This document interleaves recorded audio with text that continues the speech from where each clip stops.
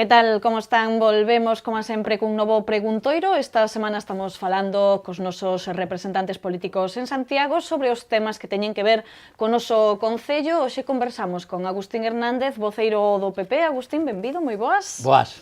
E temos que retomar unha bella polémica, ou non tan bella, porque ao final sempre segue de actualidade, a construcción da nova depuradora.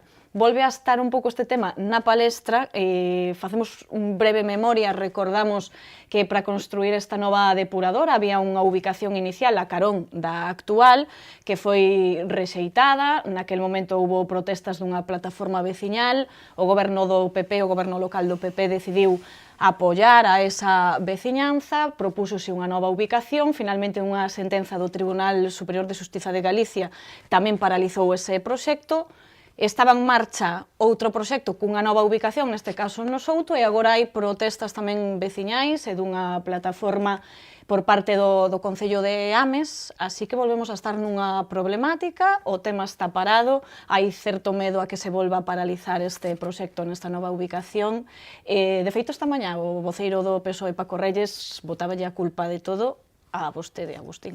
Bueno, pois a verdade é que creo que aquí o que temos é que ser obxectivos, facer, en primeiro lugar, unha reflexión na historia da depuradora e logo despois ao respecto do que desexamos e de cal debe ser o obxectivo que teñamos en riba da mesa. Obviamente, o obxectivo ten que ser sanear o río Sar. A min dóeme a situación do río Sar, o seu deterioro medioambiental.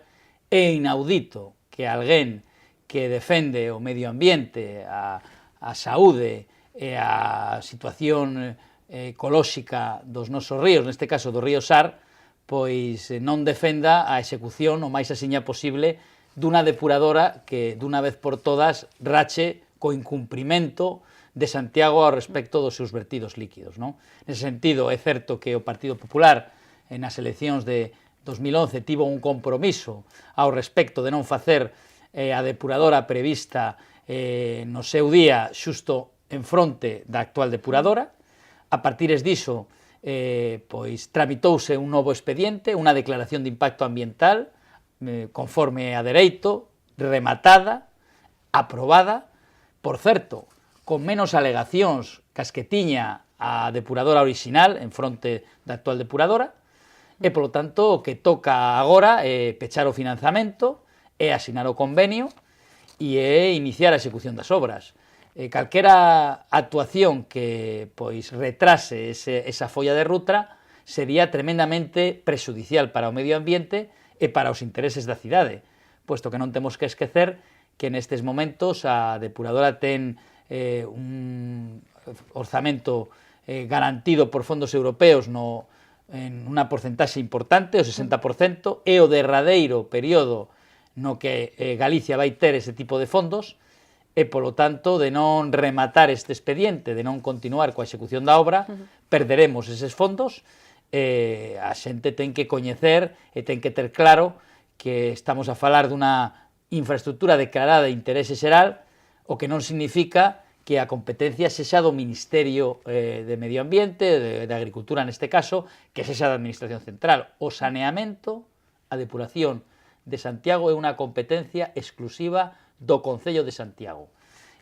No caso de perder estes fondos europeos, obviamente a aportación do Ministerio non poderá ser do 60%, será moito menor, e, por tanto, ese financiamento adicional irá con cargo aos veciños e ás veciñas de Santiago de Compostela. É importante tamén que fagamos unha reflexión ao respecto do que significa unha depuradora. Unha depuradora é unha obra que xera un impacto. Neste caso, o impacto ambiental é admisible de acordo coa declaración de impacto. Pero o que está claro é que é unha instalación que é imposible que concite unanimidade. Sempre haberá alguén que non estea de acordo coa ubicación. No caso que esa ubicación sexa froito dun rexeitamento, dunha modificación, dunha ubicación viable, posto que temos que volver a repetir que a ubicación do Souto é viable ambientalmente, pois haberá alguén que diga por que instalan a depuradora aquí se non a quixeron ali, e, polo tanto, poderá mostrar o seu lexítimo a súa lexítima oposición á instalación da depuradora, non? Polo tanto, creo que é o momento de pechar ese convenio, que é o momento de avanzar na resolución dun problema ambiental.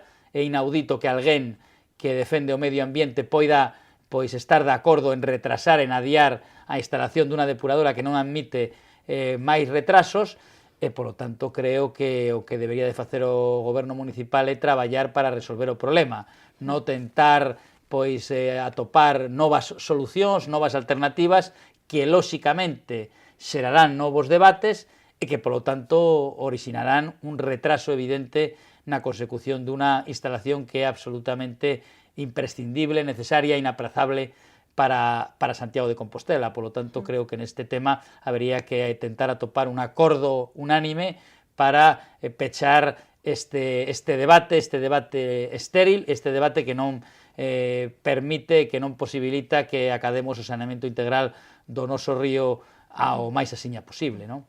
Cando se refire a certo sector que a vostede lle sorprende que defenda este retraso, por dicilo así, fala desa plataforma de recuperación do río. Pois sí, a verdade é que unha plataforma que estea preocupada, teño a certeza de que está preocupada, como estamos nós, polo saneamento do río Sar, non poderá estar de acordo en que un concello como é o Concello de Santiago incumpra os límites de vertido, contamine o río Sar na medida en que o está a facer nestes momentos. Eso é responsabilidade do alcalde, da corporación municipal, do goberno municipal.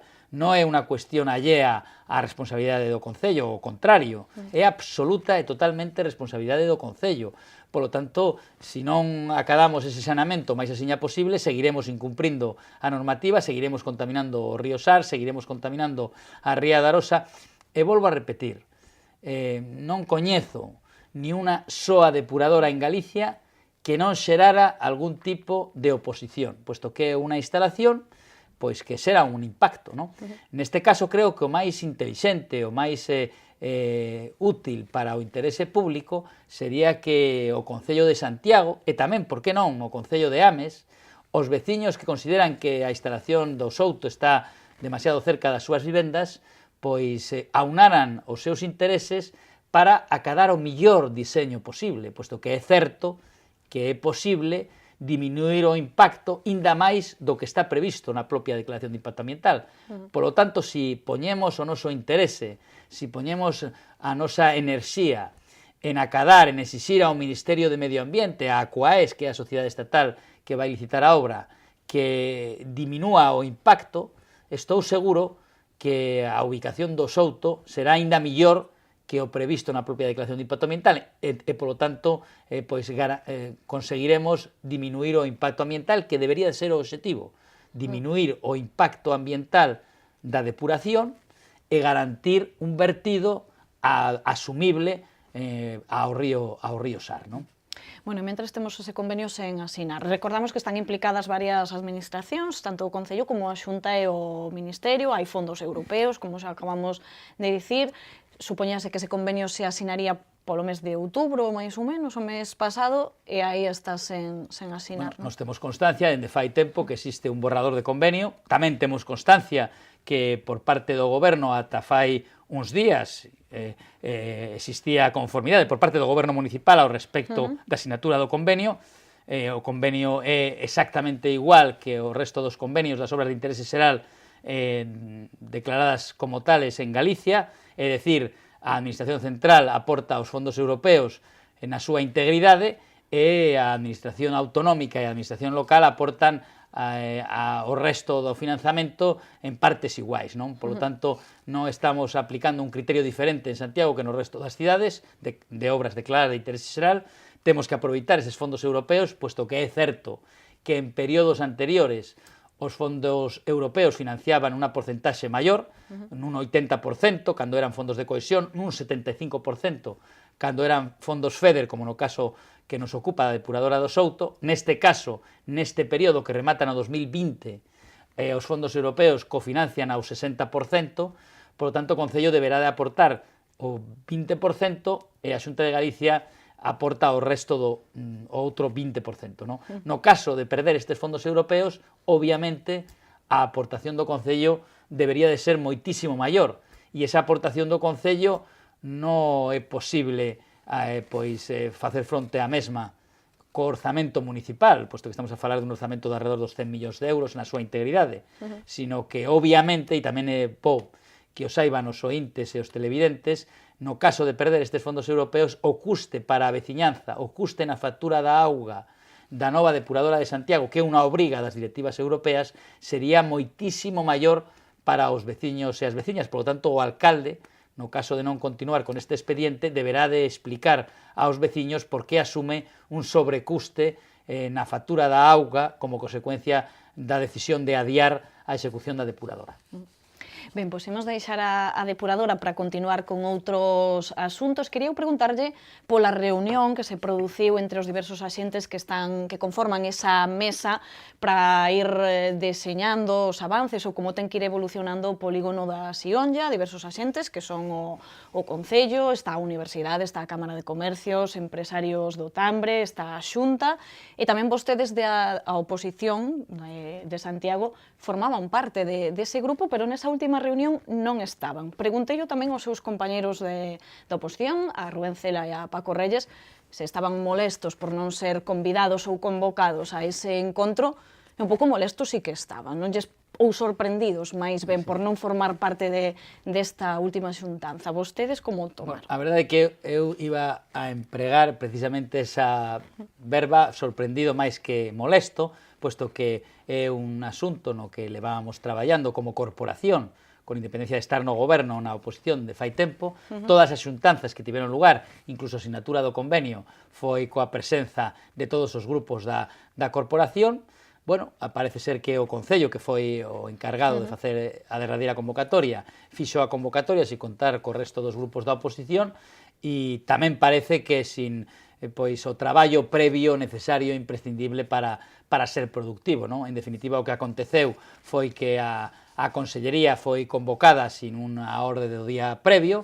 Eso obviamente xerou unha discrepancia na propia mesa, unha necesidade de reformular e convocar a xuntanza para vindeiras datas. Agardo, en primeiro lugar, que nas vindeiras datas o Concello faga o seu traballo, faga a súa previsión da orde do día e tamén a súa previsión dos temas que competen e que afectan á vida municipal, das medidas que pode xerar no ámbito municipal para incrementar o atractivo e para incrementar a posibilidade de implantación empresarial na Sionlla, e que, polo tanto, tamén nesa segunda xuntanza, nesa xuntanza productiva, poidamos tamén ser convocados os membros da corporación, que non estamos no goberno, para aportar a nosa visión deste tema. É un tema no que existe consenso, é evidente que o polígono da Sionlla é unha oportunidade para a cidade, tamén é certo que a Xunta de Galicia fixo un esforzo importantísimo para abaratar o custe do chan nese polígono. O Concello ten que facer tamén ese traballo. Nós levamos ao pleno un acordo para que o Concello aplicara bonificacións fiscais no seu ámbito competencial. Parece que eso non foi visto con, digamos, de xeito positivo por parte do goberno. É sorprendente, posto que nos creemos que se a Xunta aplica bonificacións, se a Xunta aplica a posibilidade de dispor do terreo sin necesidade de contar coa súa posesión, no sentido de aplicar un canon para que poida existir un aluguer con opción a compra, que prácticamente significa que as empresas poidan implantarse sin facer un desembolso. O Concello tamén debería de facer o mesmo cos impostos do seu ámbito competencial, o imposto de construcións, o propio imposto de bens inmobles, non? Eso parece que o goberno non considerou viable, pero nós creemos que debería de afondar nesa vía, e, por suposto, traballar conxuntamente coa Xunta de Galicia para conquerir algo no que existe unanimidade na corporación, e é que o polígono da Sionlla ten que converterse nun centro fabril, nun centro de produción, de innovación, nun centro de traballo productivo e non soamente nun polígono comercial, non? Nese sentido estamos de acordo, e, polo tanto, se o Concello está á altura, se o Concello complementa as medidas da Xunta, estou seguro que a Sionlla será, en definitiva, esa oportunidade que todos agardamos, non? Ben, quería tamén preguntarlle, porque vostedes dende o PP denunciaron hai un tempo que o servizo de transporte público estaba a funcionar sen contrato, falaban outra vez de mala xestión do goberno de Compostela Aberta, e hai uns días presentábanos o concelleiro de Espazos Cidadáns, Jorge Duarte, o novo plan para o transporte público de Santiago. Tamén Rubén Cela e Paco Reyes estes días que pasaron polo preguntoiro falaron deste asunto e falaban de que se empezara a construir a casa polo tellado, que primeiro teria que haber un plan de mobilidade e logo deseñar esta reordenación e esta modificación de liñas, de frecuencias, renovación da flota. Non sei se comparte vostede tamén esa idea. Nos temos moitas afirmacións por parte do concelleiro, pero non temos os datos concretos. Temos información ao respecto da diminución das liñas, cuestión preocupante, puesto que non creemos que poida ser posible atender todas as alegacións, como afirma o concelleiro, feitas no seu día polas asociacións, é dicir, que o bus chegue a Angrois, que o bus chegue ao Eixo, etcétera, etcétera, manter e incluso mellorar as relacións existentes agora con menos liñas, non? Non temos información ao respecto deses novos vehículos que haberá para o transporte público. A única certeza que temos é que Compostela Aberta herdou do goberno do Partido Popular un expediente para mercar 11 novos autobuses, deixou sin efecto ese expediente, a empresa concesionaria utiliza vehículos que todo o mundo coñece que son absolutamente inapropiados para non somente para a capital de Galicia, sino para calquera cidade media española.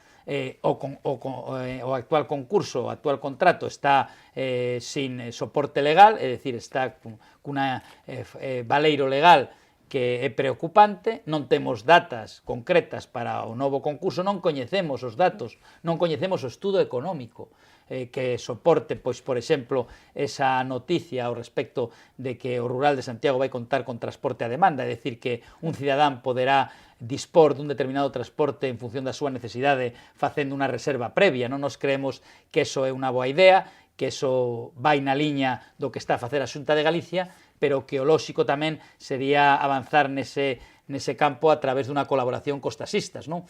Nos creemos que todo iso está sin definir, non temos documentos, non temos datos, temos, eso sí, as verbas do concelleiro.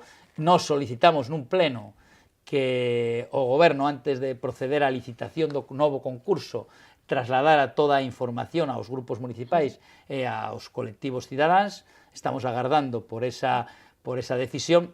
Pensamos que o goberno vai pasar, entre comillas, deste mandato do pleno, pero en todo caso nos exiximos o cumprimento dese mandato porque creemos que de non facelo, lóxicamente pasará, salvando as distancias, o que aconteceu na nave 5. Nos advertimos de que o prego tiña moitas deficiencias, o goberno continuou coa tramitación e agora temos na nave 5 un problema que non tiñamos que ter de facer caso á nosa advertencia, non? Bueno, pois iremos vendo que pasa con este novo plan do transporte público, por seguro que teremos oportunidade de seguir falando del.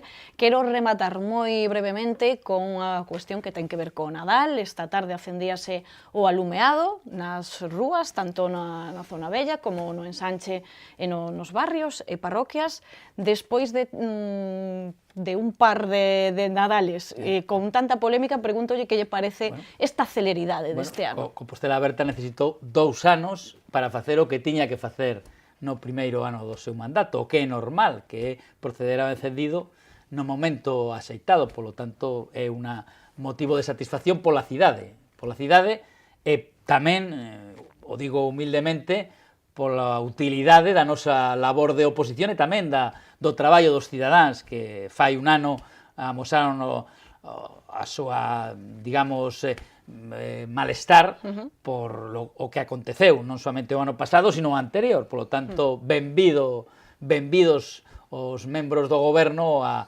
capacidade de tramitar un expediente en tempo e forma. Fíxose a luz en Compostela polo menos este Nadal, non?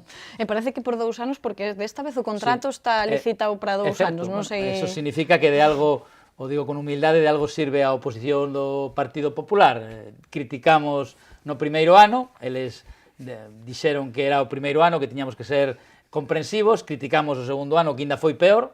Bueno, pois, benvidos, insisto, a realidade, benvidos a esta capacidade de poder facer un contrato en tempo e forma, que é o que ten que facer un goberno. Por lo tanto, bueno, o único que agardo agora que pois estea á altura e ao nivel que demanda a capital de Galicia, non? Bueno, tenemos que dar un paseo para ir repasando como está a cousa. Agustín, moitísimas grazas por acompañarnos. Moitas grazas a vostedes. E a vostedes tamén graciñas por estar un día máis con nós. Volvemos mañá con máis entrevistas, como sempre, aquí no Preguntoiro.